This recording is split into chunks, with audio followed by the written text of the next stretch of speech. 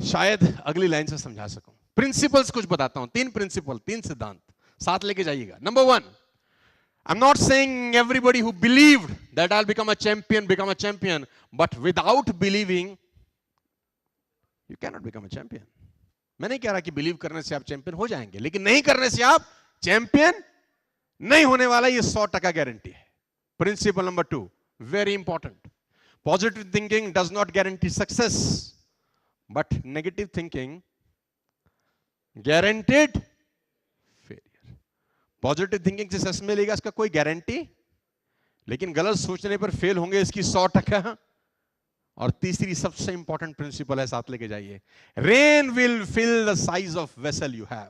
This is the most important principle of belief system, ladies and gentleman. Rain will fill the size of, बाहर बहुत बरसात हो रहा है, बहुत बारिश हो रहा है, धुआंधार बारिश हो रहा है, आपके हाथ में मग है, मग लेकर जाएंगे तो क्या भर के लौटेंगे वापस? बकेट लेके जाएंगे तो क्या भर के लौटेंगे? अगर स्पून लेके जाएंगे तो क्या भर के लौटेंगे? सवाल रेन का नहीं है, सवाल उस पात्र का है जो आपके हाथ में है, जिसको आप भरना चाहते हैं। तो ये थॉट प्रोसेस है कि आपको चाहिए क्या इस जिंदगी में। और मेरा ये कहना है कि जिंदगी देती नहीं है, हमेशा लौटाती है। वो उसी अनुपात में रिवर्ट करती है जो आपने उसको कभी ना कभी। Rain will fill the size of vessel you have, ladies and gentleman. बात समझ में आ रहा है तो बोलो हाँ, are you with me? Believe system से होता क्या है? मुझसे सारे पूछते हैं कि बिलीव हो गया आपको, हमको विश्वास हो गया कि विल रूल द वर्ल्ड, हमको विश्वास हो गया बिकम एन आईएएस ऑफिसर और अ डॉक्टर और इंजीनियर और अ चार्टर्ड अकाउंटेंट और to build a company of 1000 crore 2000 crore rupees. मैं ऐसी कंपनी में जाता हूं जिनका टर्नओवर 20,000 करोड़ रुपीस का है, तो मैं उनको बोलता हूं थिंक कि हम 30,000 करोड़ कैसे होंगे? तुम बोलो सर पागल हो आप, 5% ग्रोथ सोचते हैं, 10% ग्रोथ सोचते हैं, ये साला 50% ग्रोथ कौन सोचता है? तो मैंने बोला हम सोचते हैं। बोला ये कैसे पॉसिबल है? मैं उस आदमी से सीखा हूं जिसका नाम है एलन मस्क, दुनिया का सबसे रईस आदमी है, राइट, 1 नंबर का बदमाश है।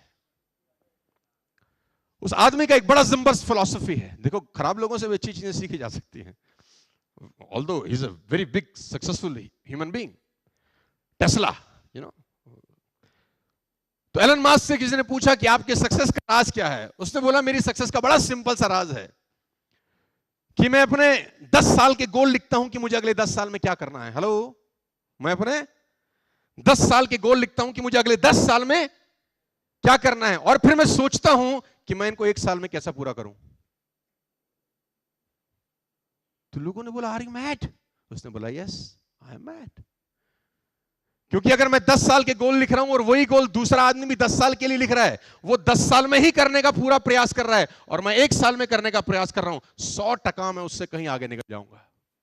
फेल हो जाऊंगा ये मुझे भी पता है, लेकिन उससे 100% आगे निकल जाऊंगा ये मुझे पता है। तो मैं लोड ले रहा हूं अपने ऊपर, मैं कंफर्ट जोन में नहीं बैठना चाहता। तो जब मैं 20,000 करोड़ की कंपनी के पास जाता हूं तो मैं उनको बोलता हूं कि think how you become 30,000 crore rupees company. Thought process, दिमाग पे से एक्सरसाइज कराइए।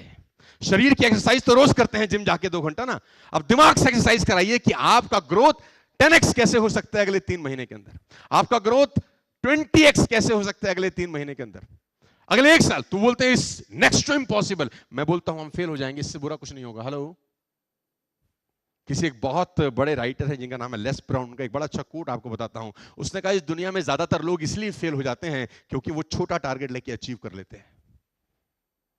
छोटे टारगेट लेकर अचीव करने से बेटर है कि बड़ा टारगेट लेके फेल हुआ जाए।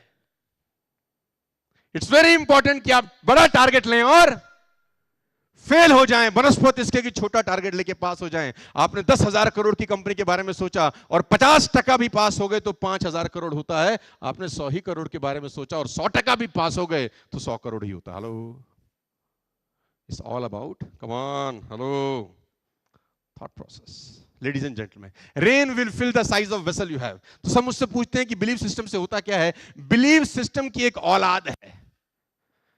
बिलीफ सिस्टम से एक बच्चा पैदा होता है, उस बच्चे का नाम है एटीट्यूड। कम ऑन, क्या नाम है?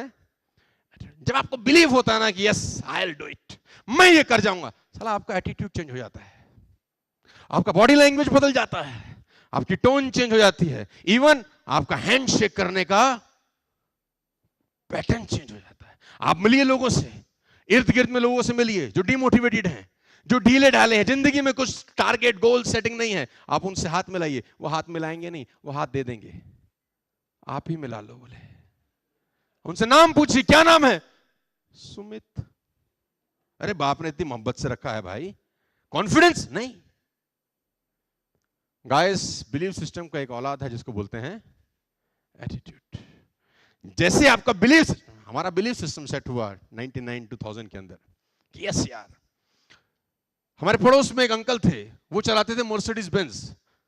तो अपने को ये लगता था कि जब ये अंकल जी मर्सिडीज चला सकते हैं तो हम भी कम ऑन चला सकते। तो मेरे पापा ने बोला ये बहुत बड़े इंडस्ट्रियलिस्ट हैं, इनके पास बहुत पैसे हैं। तो मैंने बोला ये माँ के पेट से थोड़ी लाए थे, ये भी तो यही मार्केट में ग्रो हुए, अगर ये कर सकते हैं तो पापा। और धीरे धीरे धीरे धीरे करते हुए एम्पायर खड़े होकर एक चीज बना लिया हमने। एटीट्यूड बहुत इंपॉर्टेंट रोल प्ले करता है। एक एग्जांपल देता हूं, सुनना चाहेंगे तो बोलिए हाँ। बहुत फेवरेट एग्जांपल है मेरा, कम से कम 100 200 500 बार दे चुका हूं। हाँ बोलेंगे तो सुनाऊंगा, क्योंकि आप ना बोलते तो सुनाता हूं मैं फिर भी।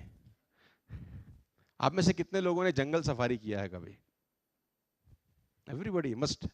मैं भी जिस रास्ते से आया वो तो पूरा जंगल टाइप रास्ता है यार, है खतरनाक, दिख ना जाए मैंने कहा कुछ। आप लोग जंगल गए हैं? Come on. सबसे तेज कौन सा जानवर दौड़ता है जंगल में? श्योर। सबसे ऊंचा जानवर कौन सा होता है? Come on. जिराफ। बच्चे ने बताया, वाह। सबसे भारी जानवर कौन सा होता है? Come on. एलिफेंट। और क्लेवर जानवर कौन सा होता है? Are you sure? सबसे क्लेवर फॉक्स, सबसे तेज चीता, सबसे ऊंचा जिराफ और सबसे भारी एलिफेंट, हिप्पोपोटामस, कुछ भी आप बोल सकते हैं। अब मेरा अगला क्वेश्चन ये है, इन चारों में से जंगल का राजा कौन सा होता है? मैंने इन चारों में से पूछा।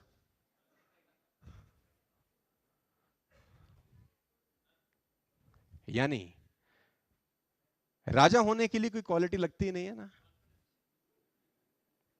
If you want to become a king of the kingdom, you don't need any. इसीलिए मैं कहता हूं कि स्कूल में 90% बातें जो पढ़ाई जाती हैं वो जिंदगी में काम नहीं आती, और जिंदगी में जो 90% बातें काम आती हैं वो स्कूल में पढ़ाई नहीं जाती। क्या चीज चाहिए होता है जानते हैं? एटीट्यूड। तो शेर से किसी ने पूछा कि महाराज, जंगल के राजे आप क्यों हैं? ना तो आप सबसे फुर्तीला हैं, ना सबसे ऊंचे, ना सबसे भारी, ना सबसे क्लेवर, ऐसा कोई क्वालिटी आपके अंदर तो देखने में एक बड़ी बिल्ली है बस। इफ यू सीक इजीली तो आपको लगेगा एक बड़ी बिल्ली है, दैट्स इट। लेकिन साला सबकी फाड़ रखी है आपने। बोले हाँ क्यों है आप जंगल का राजा? उसने बोला कान लाओ तो बताता हूं, शो मी योर ईयर। तो कान लेके आया। उसने बोला मैं जंगल का राजा इसलिए हूं क्योंकि मुझे लगता है कि मैं जंगल का राजा हूं, because I believe I am the king of the. अच्छा आप अंदाजा लगाइए, देखिए कुदरत कितना कुछ सिखाती है। आप सोचिए, आंख बंद करके सोचिए, साला हाथी डरता है शेर से। हाथी का साइज देखो आप, हाथी की ताकत तो देखो। अगर हाथी अपना पैर शेर पे रख दे, ये उठ पाएंगे बाबूजी? सोचिए आप एक मिनट के लिए, क्या उठ पाएगा? अगर वो अपनी सूंड में लपेट के फेंके तो महाराज 20 फीट दूर जाके गिरेंगे, if I am not wrong. Hello. बावजूद इसके शेर रूल कर रहा है। एलिफेंट ने लॉयन को देखा, जंगल में क्रॉसिंग हुई, और लॉयन ने एलिफेंट को देखा, आंखों ही आंखों में इशारा हो गया, बैठे बैठे जीने का सहारा हो गया। दोनों ने देखा एक दूसरे को। तो जैसे एलिफेंट ने लॉयन को देखा, एलिफेंट के दिमाग में एक थॉट आया, पूछे क्या? ईटर, ये साला मुझे अब खाएगा। डिफेंसिव मोड में चला गया। और लॉयन ने जैसे एलिफेंट को देखा, इसके दिमाग में भी एक थॉट आया, छोटी बिल्ली है देखो, लंच, आज निपटा देंगे अपन। आप कल्पना करिए उसके थॉट प्रोसेस के बारे में। वो इतना सा जानवर, वो इतना बड़ा जानवर, वो इतना बड़ा जानवर डिफेंसिव मोड पे जा रहा है, वो इतना छोटा सा जानवर अटैकिंग मोड पे जा रहा है, just because of the attitude ladies and gentleman, just because of the belief system कि मैं जीत सकता हूं, मैं राजा हूं, ये राजा वाजा। It's all about the thought process. Are you getting me? Come on, are you getting me? Say loud and clear. बात समझ में आ रही है तो बोलिए हाँ। तो सारा का सारा खेल किस चीज का है जानते हैं? बिलीफ सिस्टम का। बिलीफ सिस्टम की एक औलाद है, उसका नाम है एटीट्यूड।